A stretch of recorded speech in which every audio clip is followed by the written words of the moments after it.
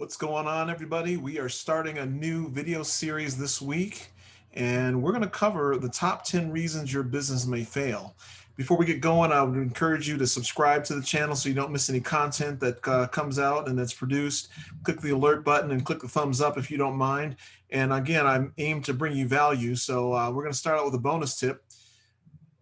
This is huge. In case you haven't been paying attention to the stock market, the top growing businesses that are listed either on the S&P or the New York Stock Exchange are the ones that have an online presence, like Amazon, like Apple, Zoom. Everything is online these days. So that should be a tip right there, that if you're trying to do something old school and you don't have any online presence at all, whether that be a website, the capability of talking to people online, or that you're trying to provide your service or give your service the opportunity to be found online, you're missing out.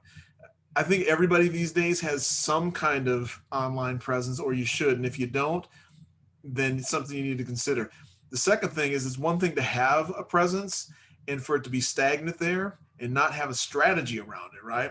There's no point in putting a website up or offering your services up there if you're not doing anything to help you market those services, your online presence.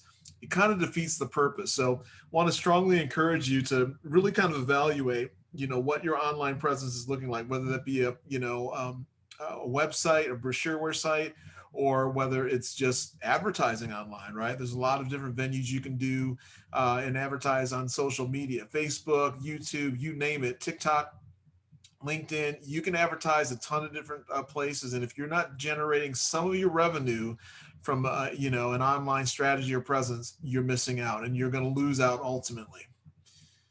Number 10, you might be the reason your business fails. Are you the best leader or manager that your business needs? Just because you are the CEO, does that mean you should be the CEO? Maybe you're the CEO and the business owner, but maybe you're not the greatest manager, right? And maybe you need to consider bringing somebody in that has that personality or the nuances of being a manager, because you lack some of the skill sets that it takes to be a manager. There's nothing wrong with that. You have a business idea that you're putting the money up. Maybe you take a step back and you become a little bit more passive in there, and you hire somebody that has that expertise. Maybe there's high turnover. Think about the direct reports for you and think about what your job turnover rate looks like for the people that are reporting directly to you. So a lot of things to consider there. And this is a tough one to swallow, a tough pill to swallow, and a tough one to consider, because you have to look yourself in the mirror and answer honestly. Maybe you have that conversation with, trusted friends and family, if you're open and willing to hearing from them, right? If you're going to get defensive and not hear from them about, what that might look like, maybe that means the difference between your business failing or succeeding. So something that I want to encourage you to really, think about, especially given the comment that I made about high turnover in your business, especially if it's direct reports to you. And then number 9, your business isn't focused or narrow enough. A lot of times people will start a business or start a YouTube channel even, and they're not focused or zoomed in on what exactly it is that they want to do or offer. And then their customers don't know either, right? You can't sell and provide a service that is all things to all people. It just will never work. I remember one time I was in downtown Detroit and I walked into this convenience store, what I think was a convenience store, but it also was selling shoes, but they were selling lotion, and their point of presence sale just kind of had everything, chapstick.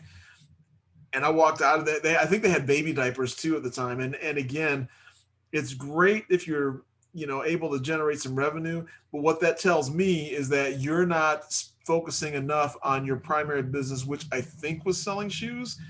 Again, I don't know.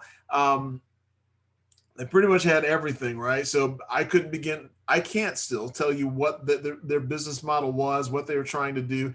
And if they can't tell me what they're trying to do, they're not going to be able to tell their customers or potential customers what it is that they're trying to sell or the service they're trying to provide. So again, just a couple of tips here. Next video, we're going to cover number 8 and number 7. And if you know somebody who's getting ready to start a business, and or has just started a business, maybe you want to have a conversation with them and share this video series with them in case you can't necessarily have it with them. Maybe they're going to be more open to hearing it from somebody else who doesn't have any skin in the game with them and is going to be a little bit more objective. So again, subscribe, hit the like button or thumbs up, and then hit the alert button, and we'll talk to you for number 8 and number 7.